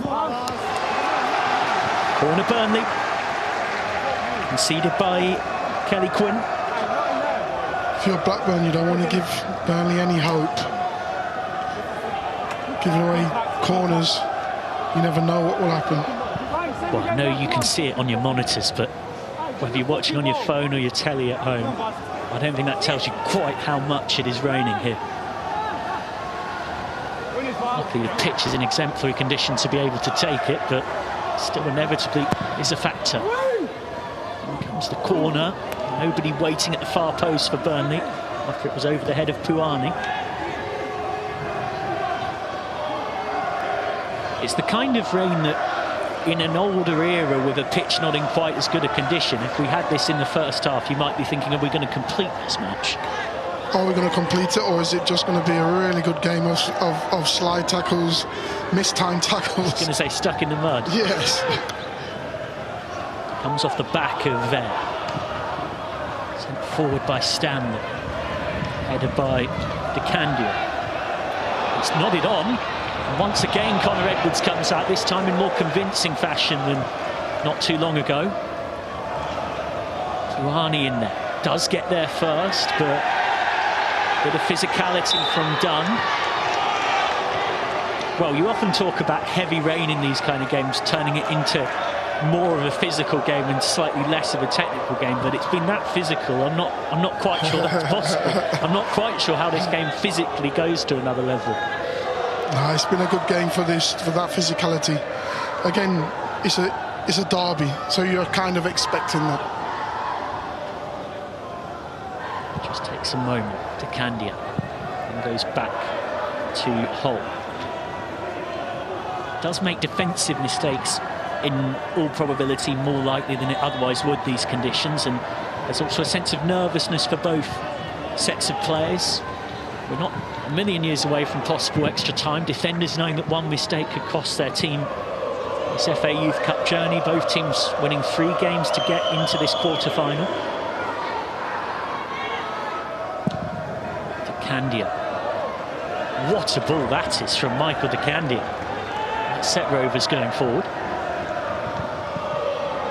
Forward by Ver. Joseph seemingly shrugging off half of Burnley there. He's still got half of Burnley chasing him. Eventually run by Morrison, but Joseph forces the error, and that really gets the Rovers fans going right in front of them. There was applause knowingly from Emil Heskey alongside me. Blackburn trying to win a corner, and they've managed it, and a lot of that came from Joseph's initial pressure. He's got to be a menace in there. He's got to be a thorn in their side, and that's what he has been. You know, he's used his strength, he used his power, he used his physicality to win a throw in that first. Now what that turns into a corner now. Well, I think it's actually some kind of sleet or hail that's now starting to come down, just to add to the drama of this East Lancashire derby. What can Blackburn make of the corner? Just towards Joseph. Didn't quite have enough on it, in truth. Second bite at the cherry for Rovers. Loose touch from Ball, and all of a sudden the break is on from Burnley, and Levi Ball is in there to tidy up.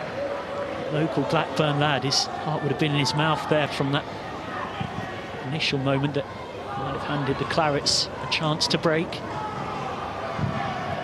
Ball wins the throw off his fellow number 10, Riley. They just can't keep the ball, can they, Burnley? They win it, and then 1 or 2 passes, they've given it away. A few instructions being passed on by Paul Butler, just in shot there to his 2 players, Pates and Ball, while he had the chance to do so.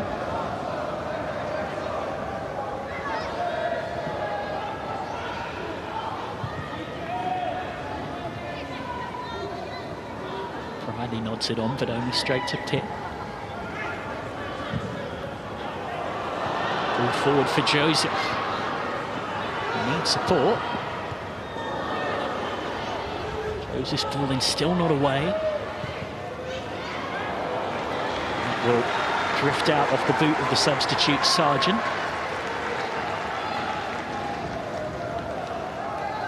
Touch surprised to see Burnley still not go to their bench. Yeah, it's usually 75 minutes that the first sub usually comes on. It looks like they might be making one now. Am I right? Yeah, there is one Burnley player stripped and ready on that far side. Missed moment from Morrison to try and backheel clear, to the delight of home fans. Blackburn still piling the pressure on. Sargent, who's come on not long ago. Done. Deflection was kind for Rovers to keep the ball. Pitt coming inside to keep it going. Down the line by Ball. Is this Blackburn's moment? Joseph on. Sargent.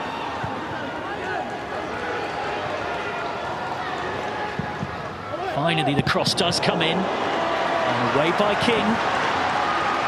They need to do something, Burnley, to stop this wave after wave of pressure. And obviously the substitute now. Well, we will finally see a Burnley change here. And it's Albert Blackie, the right back, to come on for Dylan Morrison. And I just wonder how much the yellow card situation might have had an influence here. 3 of that Burnley back 4, you may remember, already booked. And I think, like you're saying, that would definitely would be a problem. Defenders not being able to put a challenge in, really. Getting too close to to attackers and then giving away free kicks, giving away another booking. Yeah, it's one thing having 1 or 2, but to have 3/4 of your back line in that precarious position. They're up by Stanley. Burnley just can't get out. Waves of Blackburn pressure. Possibilities here. Joseph was waiting for it. Blackburn come again. Sargent. And still Sargent. It's begging for a touch. It's scrambled off the line by Corey King, who almost put it into his own net. Burnley survive for now. They still can't get it clear. Off the shoulder of Joseph. It's penalty box pinball. Where's it going to end up? Back heel for Sargent. Here come Blackburn, yet again. Headed half away. Pitt was dreaming of a shot, but brave block in the nick of time. Puani just thumps it clear. Blackburn desperate for a win against Burnley. Haven't beaten them at men's senior level since 2010. Beaten 6-0 at under-18s level and a draw when these sides met in the league earlier on this season. Beaten twice at women's senior level this season too. Blackburn desperate finally for something to brag about against their big rivals. They've got to figure out how to stop this wave. They've got to figure out how to disrupt everything. Now, slow it down. The goalkeeper's got to slow it down. He's thrown it up too quick. They'll just give the ball away straight away. Beg your pardon. Another change looks like coming here for Blackburn, and it will be an attacking sub when it comes. And Burnley have got one ready too. Blackburn is certainly rolling the dice because Harvey Higgins is coming on. More on that in a moment. Here's Joseph. Joseph has managed to win the corner, really putting himself about. He has been a joy to watch tonight, Valentin Joseph.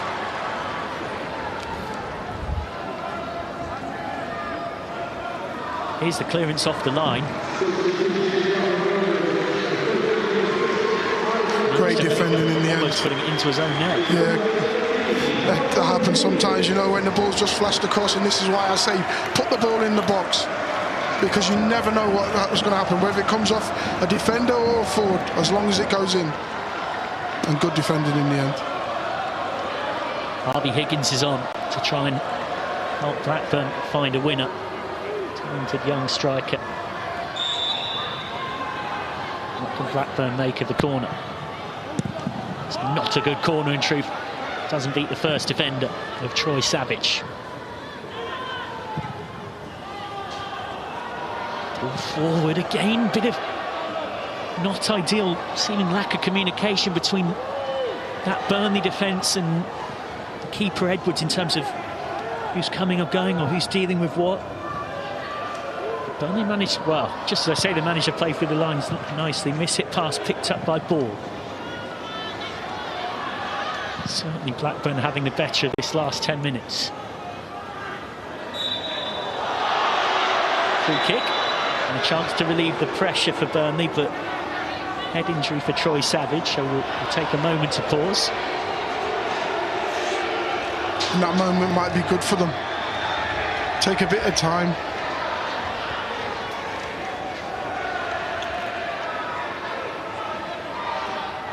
Savage heads off temporarily. He looks like he'll be fine to continue. That was what happened. It was a collision between Savage and Tyjon. Change will be made now. It's definitely attacking in nature for both sides, in fact.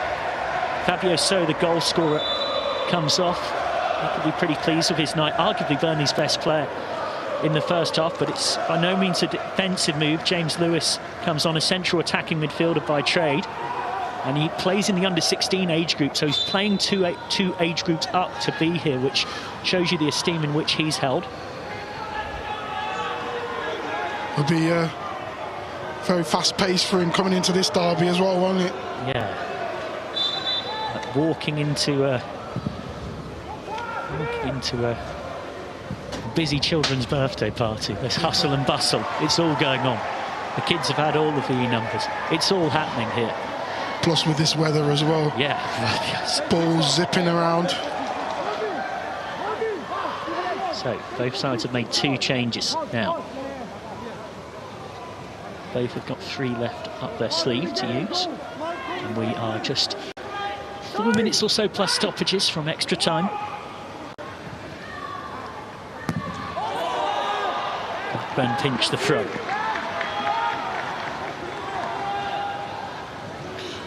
When they get into them situations there, Burnley, they've got to do better to try and get an end product of a cross or something out of it. They haven't been up in this half for a while.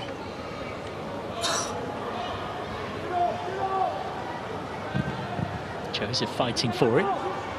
It's ball in for Scanlon. Quick feet from Scanlon. It needed the interception from Kelly Quinn. And then bundled over is Wilcott, because that gives a chance for Blackburn to pour forward through Higgins. Here come Blackburn. Not far away. Just lost his balance at the crucial moment. Igor Taijon. And the chance goes a-begging. This is exactly what the game's been calling for from Higgins. Driving through that midfield. Out to Igor. And I think the defender did really well in the end, to be fair. Rushed him into the finish. Just shepherded him out wide as well. The angle was starting to go away from Higgins with his head on it. Run from Higgins that created things. He's another local lad, an English youth international at under-16 level. Scored a couple of goals in the semi-final of the under-17s Premier League Cup. And another sign of the esteem in which he's held by Blackburn Rovers. He has already signed his first professional deal, and it's a 2.5-year professional deal which he signed last week. So that shows you he might be on the bench in this game. The only real reason he's on the bench is because Blackburn Rovers' squad is particularly stacked with talent when it comes to those forward positions. And we've seen that year in, year out, that they're producing players, which is great to see. Local players that go on to make it within the first team. It means so much to Higgins to be part of a squad that can get one over their big rivals. It's Blackburn who had the momentum in the game, but there's not long left in it. And of course Blackburn had plenty of momentum in the first half, but actually went in behind because they couldn't take the chances they created. Slightly late from McMahon Brown. We haven't seen much of McMahon Brown this half, have we? And he was the talisman for the first half. Yeah, Blackburn seem to have done a really good job in the way they've tactically adjusted to cut off that service line into him in those channels where he was creating so many problems. It wasn't just him, it was So as well. Remember, he was getting on the ball, he was causing a little bit of havoc, and they've managed to cut both of them off. Candia with another nice crossfield ball from right centre-back, and that has ended up with Joseph looking for it in that corner. Stanley concedes the throw. Any goal at this stage is almost certainly a winning one. We've already seen late drama in the FA Youth Cup tonight. Palace equalised in the 87th minute against Villa and then won it in the 3rd minute of stoppage time. And it's sent crossfield to Higgins. It was a great cross, and I don't think Higgins thought it was going to get to him, so he wasn't quite ready to put in his best effort with the header. But McMahon Brown holds it up really well. Now there's space for James Lewis. Wilcott. Flicked forward. Lewis will get there. Just dawdled on it in the box, and McMahon Brown can try and go himself here. What an effort from McMahon Brown. Smart save by Harry Holt, who's not had a lot to do in this second half. It's great play, that, from McMahon Brown. He only had one thing on his mind. He said, a pass there, no, I want to turn and drive and have a shot. Great save in the end. that angle doesn't necessarily show, but we had a good view from up here in the box. That was definitely on target. Needed that little tip over. It's going right in the roof of the net. Can Burnley find a winner in front of those travelling away fans? Floated up. Still not away. It was nodded down by Savage. Blackburn have managed to break out though. And they've got numbers if they can get it cross-field here, but it's in fact lost by Tyjon. Frantic moments in transition. McMahon Brown is offside. And we've got a minimum of 3 minutes added on at the back end of this game. And extra time is now looming over it like a ghost at Halloween.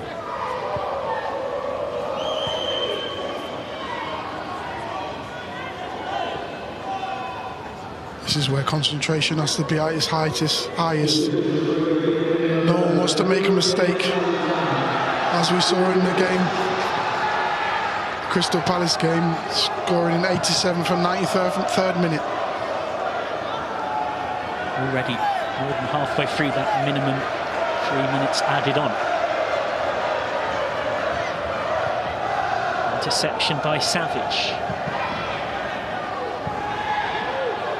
By Kelly Quinn.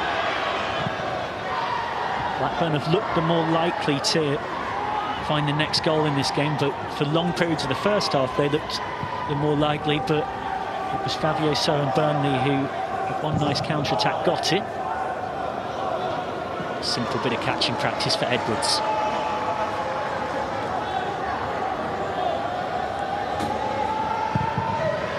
He may yet get the chance to beat the hero tonight on penalties.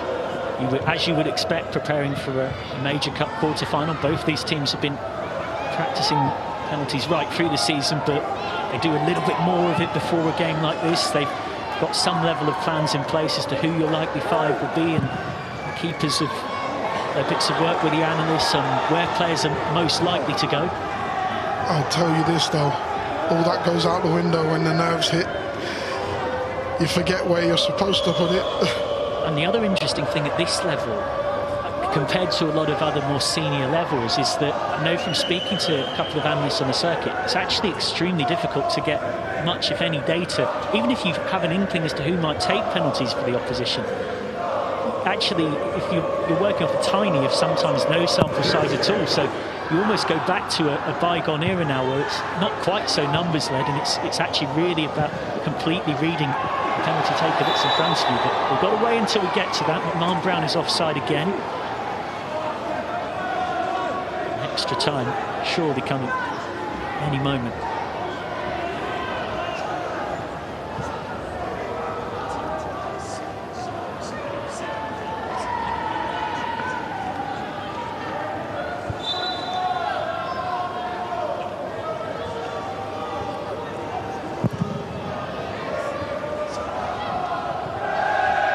Overtime in stoppage time, all eyes on referee O'Connor.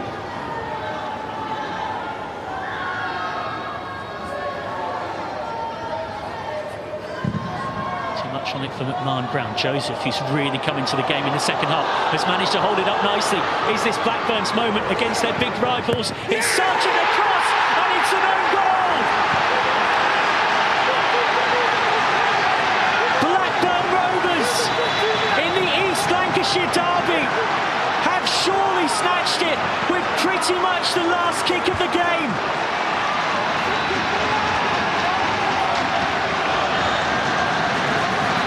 A huge moment here at Ewood Park against their big rivals who they've had so little joy against in recent times.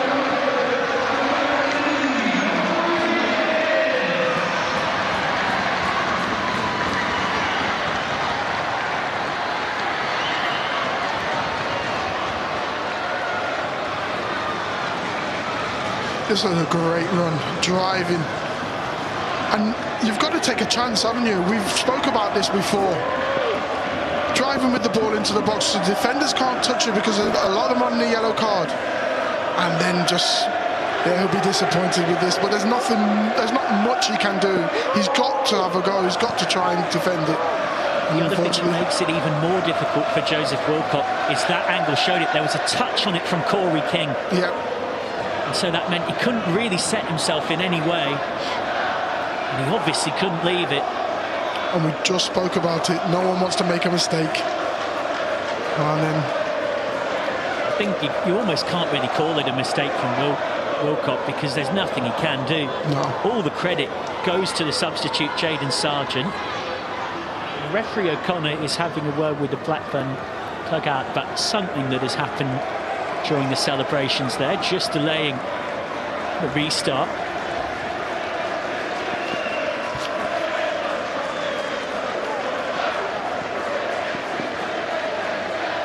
I believe one of the Blackburn subs has been asked to leave the field, having invaded the pitch as part of the goal celebrations. Well, Burnley will have mere moments here to find something. Flicked on and out. All eyes on referee O'Connor.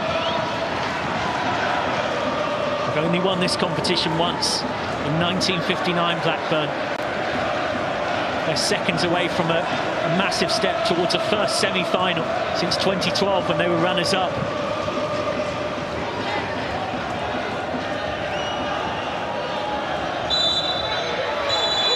Blackburn have come from behind to beat their East Lancashire rivals and reach the semi-finals of the FA Youth Cup for the first time since 2012.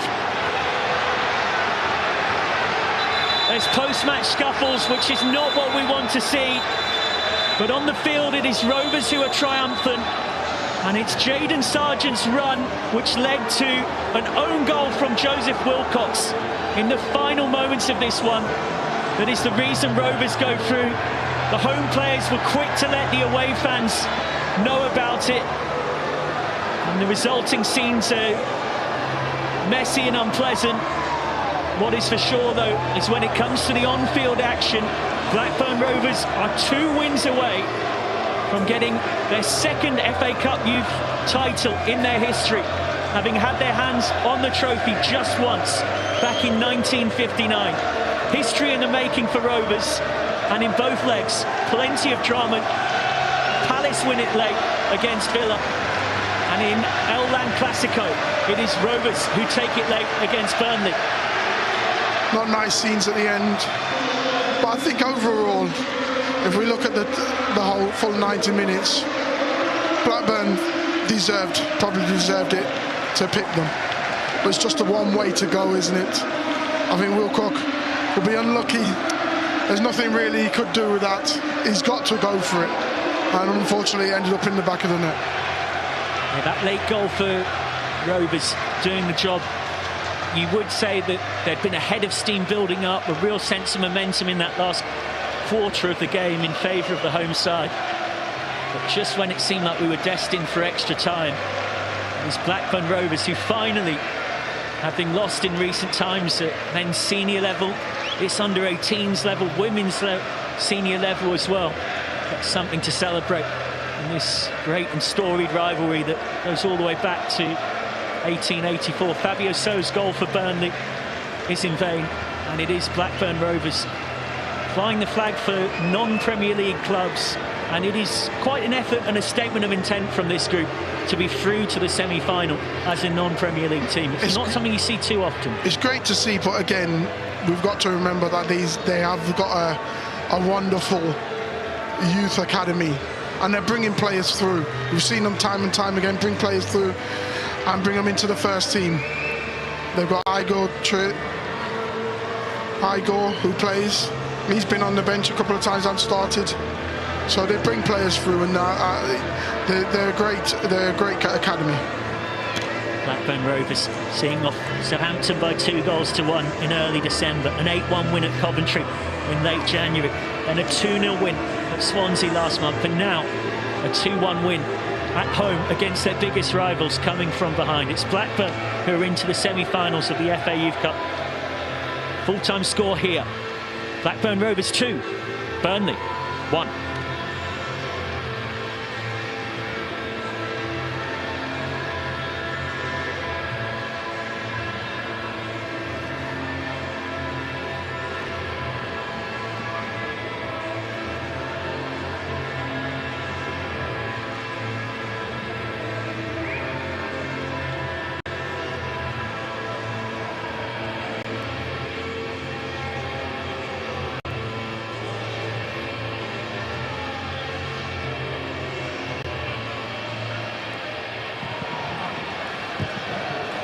let's take a look back at the highlights from this game, from the second half.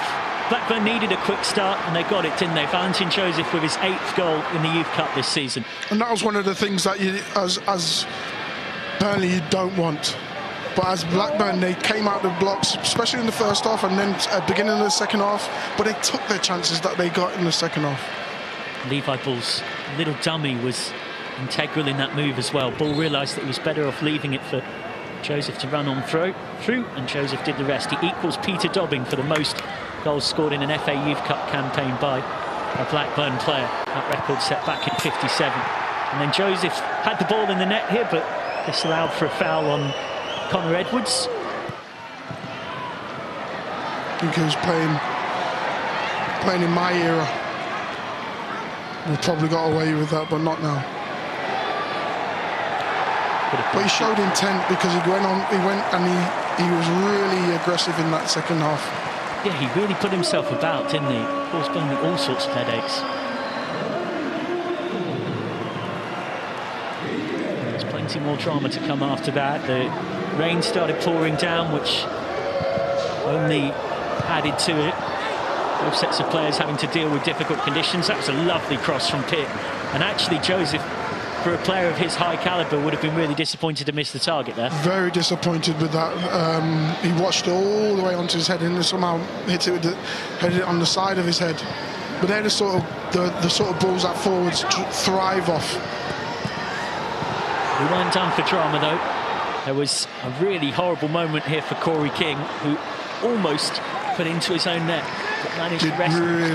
Did really well. His reflexes were good then. And then, having pretty much just come on, Harvey Higgins here with a great run. Beat a couple, unselfishly laid it off.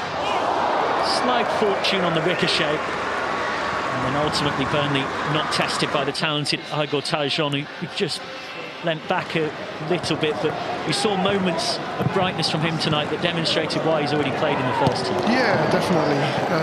I thought the defender did really well there to cut off his pathway and really put him under pressure for the shot. Rovers grew in confidence as the second half went on, but with mere seconds left in the game, they finally made their dominant show as Jayden Sargent, the substitute, created the goal. But it will probably go down, given that technically it was a cross and it wasn't on target in and of itself as an own goal against Joe Wilcox. It got a nick off the Burnley defender Corey King on the way through as well. Yeah, and great work from Joseph just to set him up there. Then Sargent driving into that box, no one could touch him, and then just trying to bend it into the far corner. And there was nothing that Wilcox could do, to be honest. Wilcox could do.